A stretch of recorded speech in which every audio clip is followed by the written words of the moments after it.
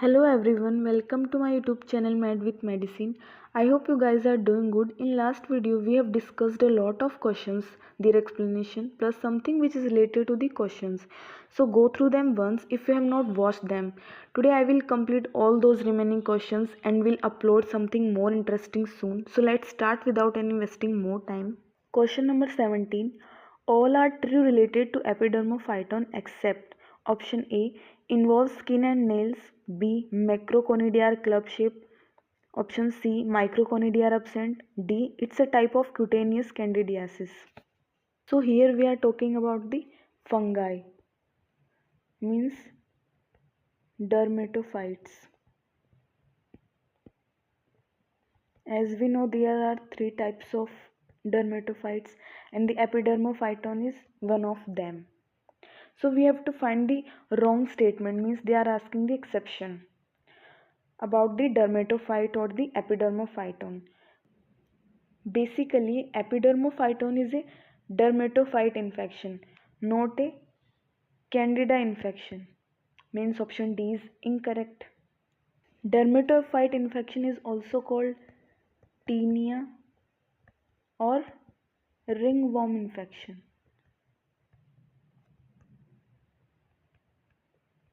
As you can see, here is a picture of trichophyton. And tri means it involves hair, skin and nails. Means there is maximum tissue involvement is there. We all know how to differentiate between trichophyton, epidermophyton and microsporum. This is a picture of epidermophyton. Epidermophyton. And this one is microsporum. We have macroconidia and microconidia. Macroconidia and microconidia. In this trichophyton, macroconidia means macro means big.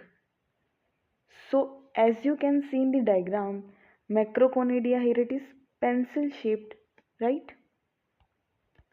So pencil shaped, and microconidia means smaller one. As you can see in the diagram, there are small dots like structure, round things, and they are abundant in number. So these round things are microconidia. This is the picture of epidermophyton on which the question was asked. Here tissue involvement is of skin and nails, and macroconidia are club shaped as you can see in the picture, and microconidia are absent. Here you can see the macroconidia are club shaped and there is no dot like structure in this, so microconidia are absent completely. Picture of microsporum, it involves skin and hair, and the macroconidia are spindle or boat shaped. As you can see, these are the boat like structure, and the microconidia are few in number. There is less number of microconidia because these dot like structure are less, as we can see. These three options are the characteristics of epidermophyton. See, this one involves skin and nails, yes. Macroconidia are club shaped, microconidia are completely absent. So they are asking the exception. So the exception or the correct answer of this question will be option D. Next question, question number 18. A person presented with lesion shown in the image. On taking history, he recalls walking in a garden during night and getting a thorn prick. What is the identification of the organism? B. Asteroid bodies. C. Captain wheel appearance. D. Pseudohyphae formation. So, in the case of sporotrichosis, As we can see the ulceration along the lymphatics, along the line of lymphatics, we can recognize it by asteroid bodies.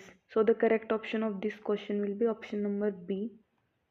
Asteroid bodies are the diagnosis in case of sporotrichosis. Question number 19. A patient presented to the ENT clinic with complaints of pain, itchiness and discharge from the ear. Diagnosis of otitis externa was made. Culture of the organism showed black colonies on SDA. Microscopy of the genus would show which of the following? Option A. Acute angle branching Rhizopus. B. Right angle branching Aspergillus. C. Acute angle branching Aspergillus. D. Right angle branching Mucor. Otitis externa means swimmer's ear. The most common agent of otitis externa is Aspergillus niger.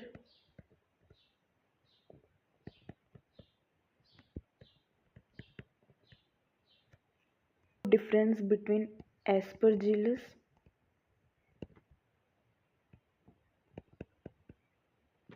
and Mucor. In Aspergillus, the branching is 45 degree, means they are called as acute branching.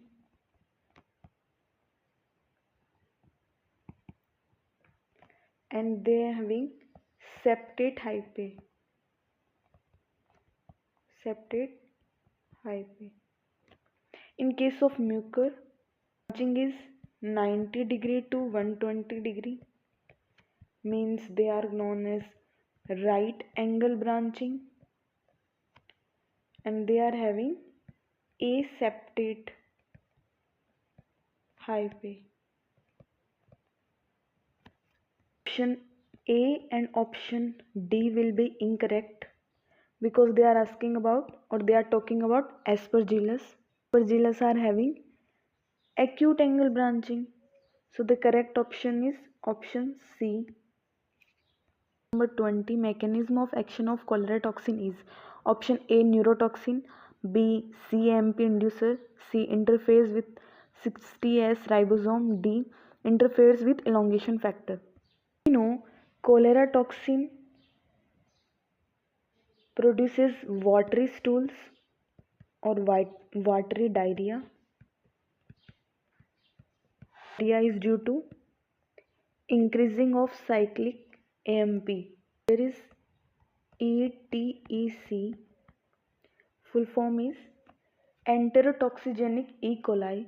Here the T stands for traveler's disease.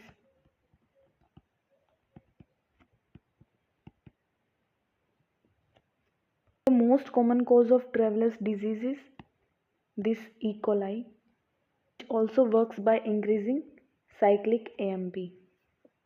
Neurotoxins are tetany and botulinum. Here one causes the contraction and other one causes the relaxation. These are the Shiga toxins. Elongation factors are diphtheria and the Pseudomonas.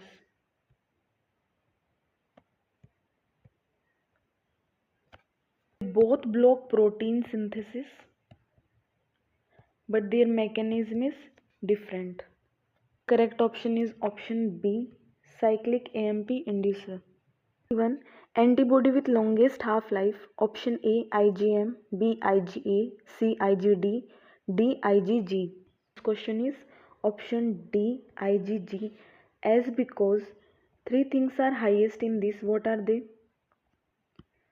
Highest or daily produced antibody. Second is having half life longest. Serum concentration is also highest in this, means these three things are highest in IgG and lowest in IgE. We can see in the diagram, this is IgM and this is IgA antibody. IgM antibody is having pentameric structure.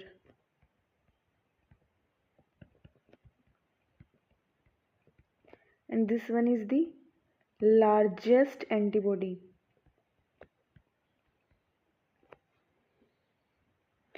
They both are joined by the J chain.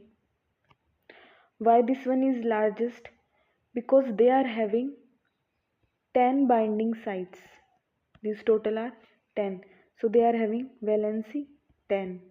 This is IgA having dimer structure.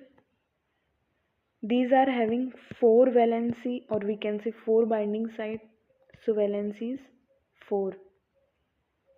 Anemia is an example of option A, type 1 hypersensitivity, B, type 2 hypersensitivity, C, type 3 hypersensitivity, option D, type 4 hypersensitivity. We have to remember is anything which is related to blood. Type 2, you can remember it like this: my blood group is Rh, where my M stands for myasthenia gravis. Blood is for type 2 again. Group, here G stands for Graves disease. Is, I is for ITP, means immune thrombocytopenia purpura. RH, here RH is for rheumatic fever. Positive, we can remember it like pernicious anemia. So these all are example of type 2 hypersensitivity, right? And anything which is related to allergies, they come under type 1 hypersensitivity. These are the type 4 hypersensitivity. In first three types, the immune response will be humoral,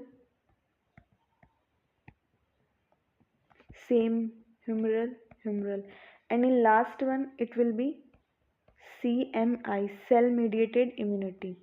The antibody involved in type 1 is IgE. In type 2 it will be IgG. Same here also IgG.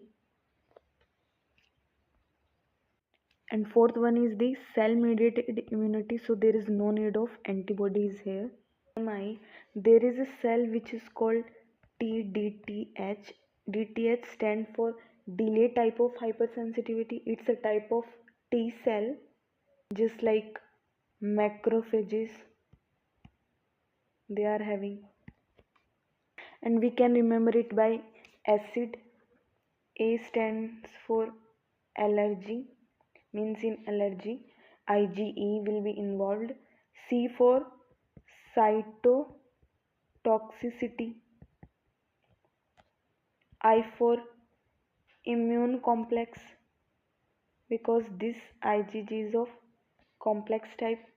And D stands for delay type of hypersensitivity.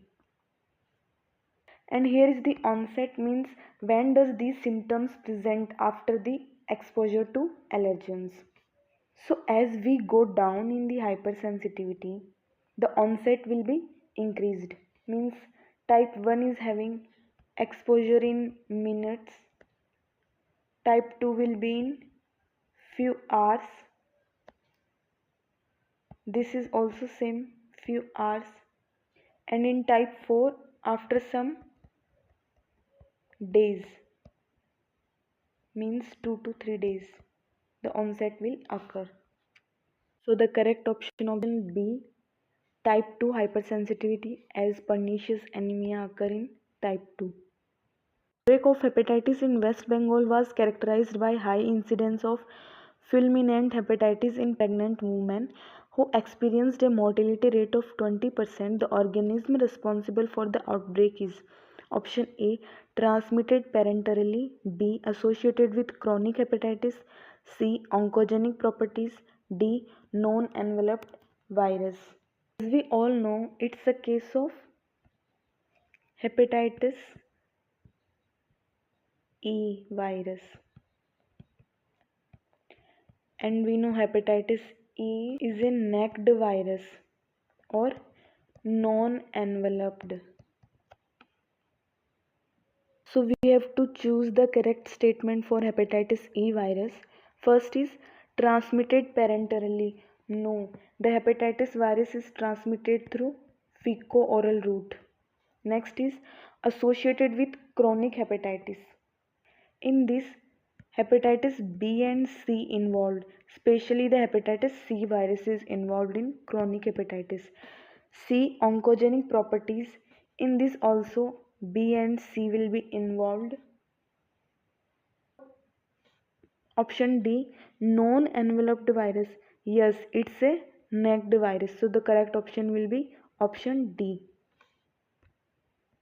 Organism shown in the image is associated with the following lesion. Option A, chancroid. B, condyloma acuminata. C, chancre. Option D, beefy red ulcer. Image is dark field microscopy.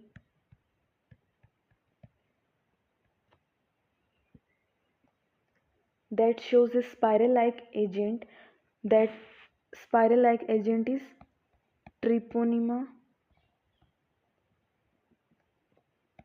pallidum, which causes syphilis. And it's difficult to stain this agent, so it's better to use dark field microscopy. As they are spiral in shape, so this shows a corkscrew motility.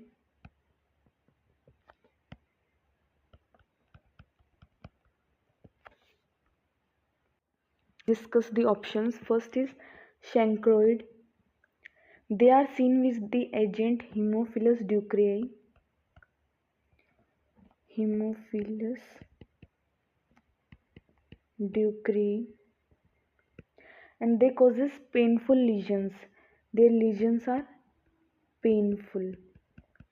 If you remember, we have discussed all the lesions in the form of table in last video.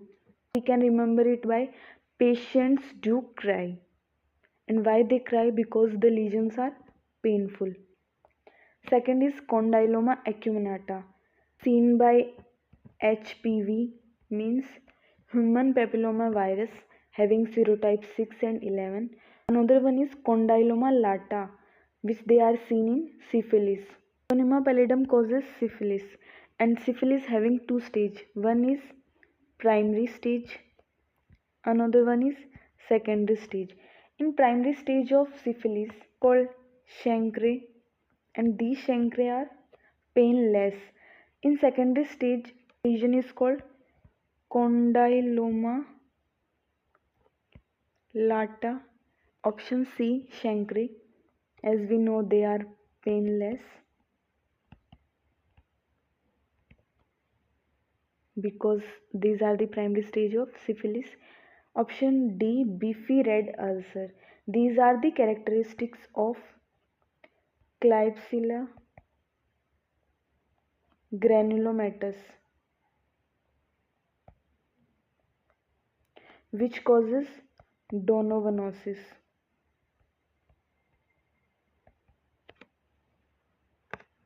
So the correct option of this question will be option C, chancre. Why? Because chancroid, the causative agent is Haemophilus ducreyi. In case of acuminata, it is by human papilloma virus. Beefy red ulcer is due to Klebsiella granulomatous. So here we are talking about Treponema pallidum, and which causes chancre. So the correct option is chancre. Question 25. Identify the virus labeled as B. Option A, papillomavirus. B, adenovirus. C, picornavirus. D, HIV. So this is A and this is B.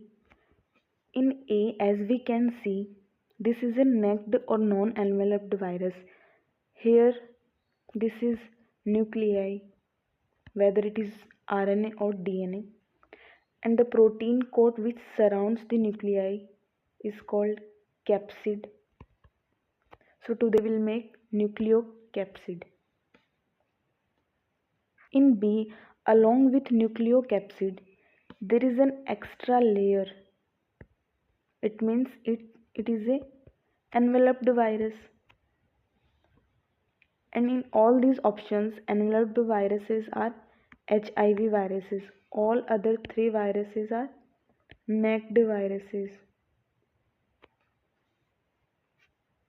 In HIV, the envelopes comes from a gene which is called ENV gene, and they gives two proteins. One is GP120, another one is GP41.